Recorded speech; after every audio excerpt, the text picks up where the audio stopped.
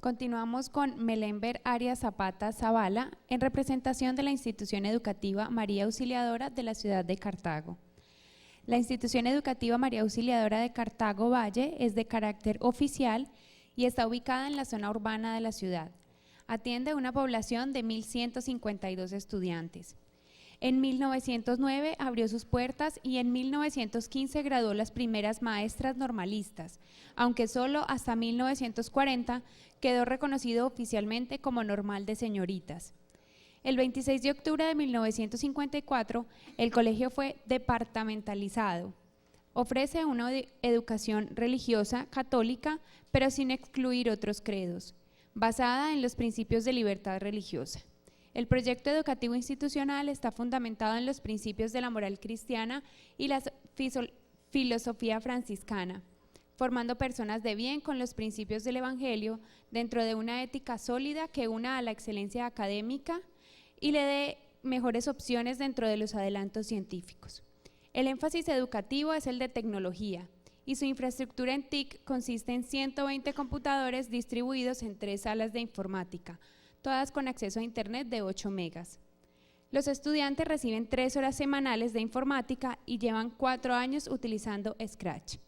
Con ustedes entonces, Melémber Arias Zapata Zavala, se preparan Esmer Hernán Hernández Osorio y Lorena Mondragón y Hanner Fernández. Buenas tardes. Zavala, Zapata, no, como tres mamás, algo así.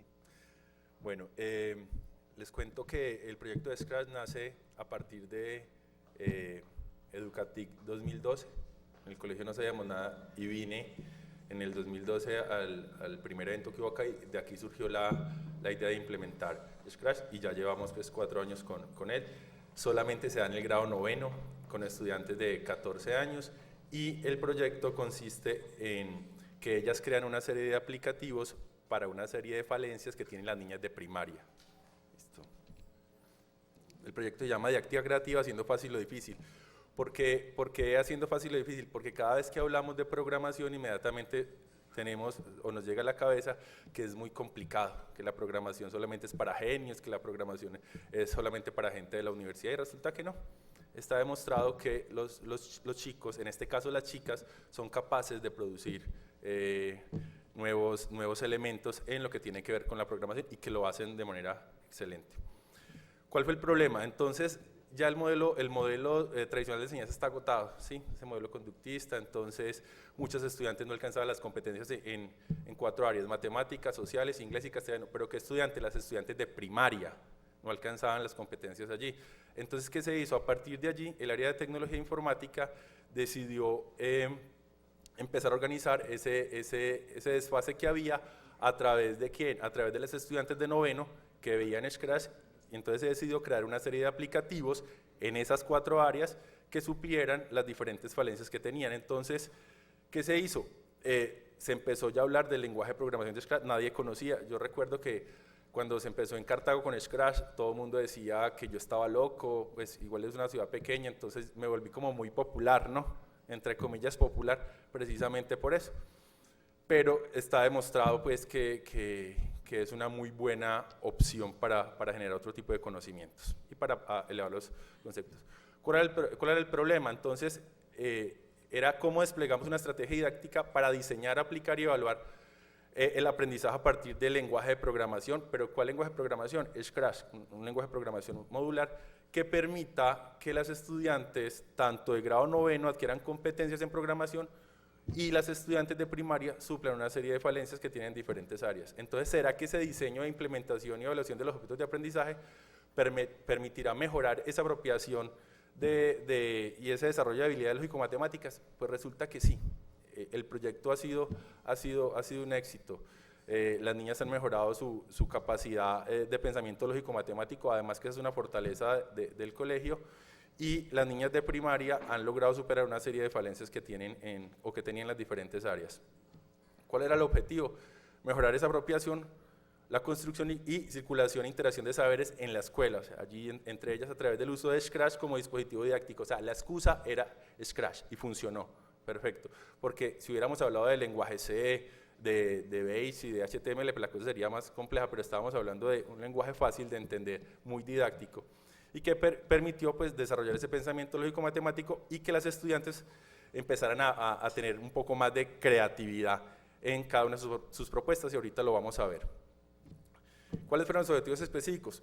Identificar cuáles eran las áreas que mayor problema tenían, mayor dificultad, ¿para qué? Para entrar a suplirlas. ¿Para suplirlas a través de quién? A través de su par. ¿Cuál era el par? Pues la estudiante de noveno que de una u otra manera hablaba el mismo lenguaje de la niña de primaria. Miraban los mismos cómics, tenían los mismos personajes, se podían entender más fácilmente. Entonces, con el par podía haber mucha interacción. Ofrecer a los estudiantes los conocimientos y espacios de aprendizaje necesarios para el desarrollo de la aplicación interactiva. Mostrarles que hay otra forma de aprender, una forma diferente de aprender, que el profesor no se las sabe todas, sino que ellas se vuelvan protagonistas, ¿sí? Y por eso se empieza a tomar Scratch como la excusa y evaluar los diferentes niveles de aprendizaje que se tuvo. A pesar de que teníamos, pues contábamos con las salas y todo, simplemente lo que se hacía era enseñar lo mismo de casi todos los colegios en general, Word, Excel, PowerPoint, para de contar, Word, Excel, PowerPoint, ya. Venga, ¿qué pasa si tenemos los elementos para hacerlo? Entonces empezamos allí la motivación y funcionó muy bien. Las niñas, las estudiantes poseían las competencias lógico-matemáticas, eran fuertes, son fuertes en eso, tienen muy buenos docentes de matemática, entonces se podía manejar de manera transversal, ¿sí? Y los comités de área pues ya habían propuesto cuáles eran las diferentes falencias, ya estaba detectado cuáles eran. Y a partir de allí entonces empezaban a construir los diferentes objetos de aprendizaje y lo que yo les mencionaba ahora, a través de un lenguaje de programación fácil de entender, tanto para el estudiante que iba a implementar el programa como para la niña que lo iba a utilizar. ¿Qué es lo que se busca? ¿Cuál es el referente conceptual con esto? Es una estrategia muy importante porque permite desarrollar la creatividad del estudiante a través de un trabajo interactivo de aprendizaje significativo. Ella jamás se le va a olvidar esto. ¿Por qué? Porque es que la mayoría, yo diría que un 80% del trabajo lo hace ella. Yo solamente funciono allí como mediador, ¿sí? Entonces, además de eso, hace un trabajo colaborativo porque le está enseñando a la niña de primaria cómo suple una serie de falencias. Y por eso hablo allí de esa gestión autónoma de los saberes. Cada una va aprendiendo a su ritmo, cada una busca una serie de motivaciones, cada una busca una serie de estilos con la cual se puede identificar. Y mi papel mi rol es de motivador y de mediador nada más allí. Y existen 3 momentos. Entonces, un primer momento es la estudiante entra en contacto con la docente ¿de dónde? De primaria. Hoy le pregunta, profe, ¿cuál es el problema? Cuando hablo de primaria me refiero desde primero hasta quinto. ¿Cuál es el problema que tiene la niña en estas 4 áreas? Entonces ella le dice cuál es el tema. Después de eso, entonces ya empieza la tarea de la estudiante, que es ¿qué? Crear el aplicativo y posteriormente la tercera parte es validar el aplicativo. ¿Con quién lo valida? Pues con las niñas de primaria, ¿sí? Es con ellas que valida que efectivamente haya quedado muy bien. Lo que ya conocemos en torno a la filosofía de Scratch, imaginar, crear, la prueba, se comparte con el compañero. Aquí el trabajo colaborativo es muy importante y el trabajo del par. Este año implementamos algo que es el MOOC. Resulta que una universidad de Uruguay y la Universidad de Edimburgo crearon un MOOC que se llama a programar una introducción a la programación, creado para jóvenes entre 14 y 15 años. Cuento que fue excelente. Implementamos el MOOC con las estudiantes y el éxito fue todavía mayor, ¿sí? Porque además de esto ya se empezaron a meter en la temática del e-learning. Entonces todas veían los videos, todas empezaban a hacer una cantidad de cosas porque las explicaciones eran muy fáciles. Y ya hablar de los MOOC, que ni siquiera muchos estudiantes de la universidad lo conocen y que lo estén manejando unas niñas de noveno y que además se certifiquen y sigan todo el proceso como es, yo diría que fue uno de los más altos logros en este año. Aspectos destacados del trabajo, que el proyecto busca el desarrollo de aprendizaje por descubrimiento guiado, o sea, lo que yo les decía, ellas son las protagonistas. La estudiante participa activamente en el aprendizaje de cómo es Scratch, no es que yo esté detrás de ella, mire, se hace de tal manera, no, yo les genero retos y ella responde muy bien a esos retos. Está demostrado que al estudiante solo hay que empujarlo un poquito. Cuando hablo de empujarlo me refiero a motivarlo, ¿sí? Y después de eso, entonces, lo que se hace es transferir responsabilidad. Yo soy la que tengo que construir el proyecto, yo soy la que tengo que responder por la niña de primaria. Yo tengo que crear un proyecto que le ayude a superar su falencia de grado inferior. Y entonces, digamos que uno de los principales aportes es ese conocimiento compartido, ese intercambio de saberes entre quién, entre la niña de primaria y la joven de grado noveno, ¿sí? ¿A través de quién? De la profesora de primaria que le dice cuáles son las falencias, y a través de quién, a través del profesor de informática que sirve como mediador para suplirle algunas de las falencias. Aquí hay un elemento importante que quiero que tengamos en cuenta y es, dentro de los requisitos de los programas estaba que debía ir con el uniforme del colegio, ¿sí?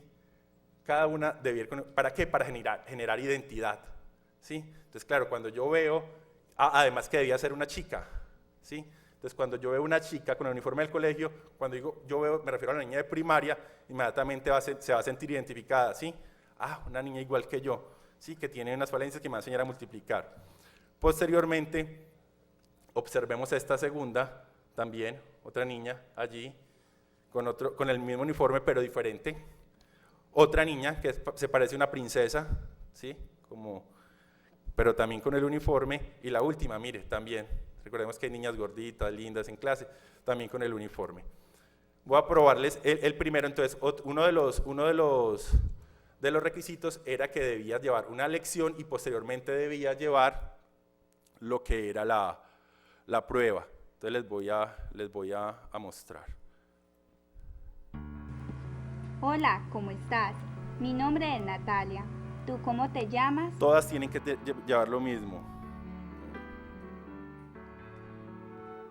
Hola, me da mucho gusto conocerte. Como son niñas de primaria, debían hablar. Debía haber un diálogo. Debía preguntar el nombre para generar apropiación. Se sabe mi nombre. ¡Qué bien! Vamos, es hora de ir a clase.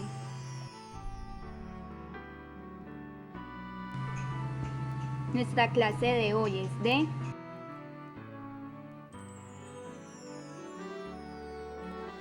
Aquí le enseñaba todos los departamentos con las capitales de nuestro Hoy vamos nuestro a país. conocer cómo está conformado nuestro país. Colombia está conformado por 32 departamentos. Cada departamento tiene su respectiva capital.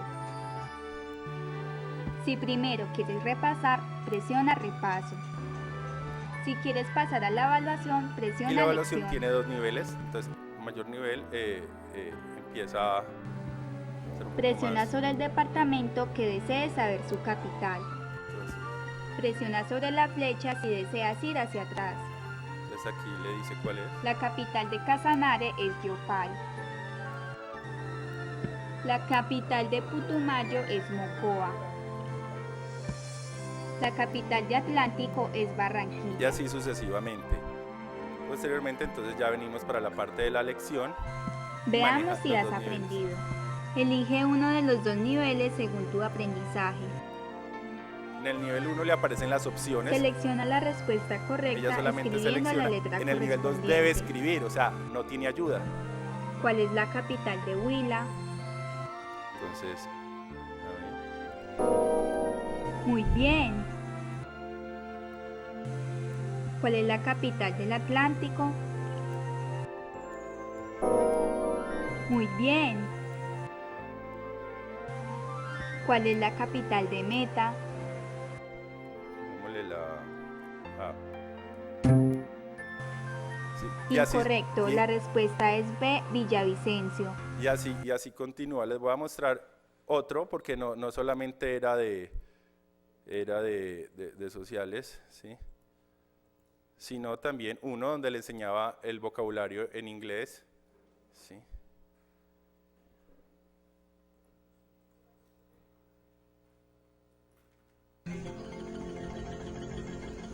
Entonces se busca que haya diversidad. Hola, mi nombre es Susi. ¿Cuál es tu nombre? Hola, bienvenida a la clase de inglés. Hoy veremos un repaso sobre la familia y luego tendremos Y aquí una tiene lección. diferentes formas de preguntar. Vamos a repaso, ¿sí? Mire que es diferente, en la otra eran carteles. Family. Mother, mamá.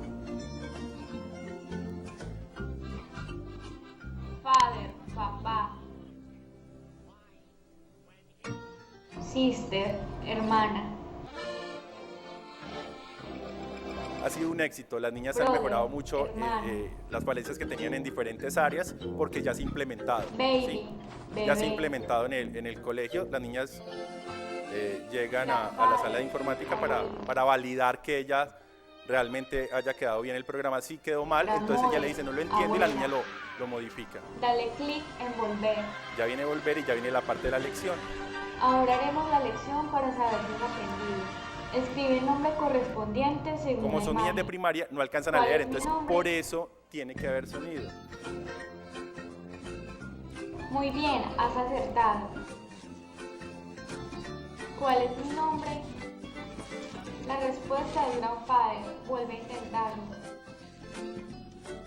¿Cuál es mi nombre? Muy bien, has acertado. Ahora escribe la letra correspondiente. Y ya aquí escoge otra letra correspondiente. ¿Qué letra hace falta para completar la palabra? Listo.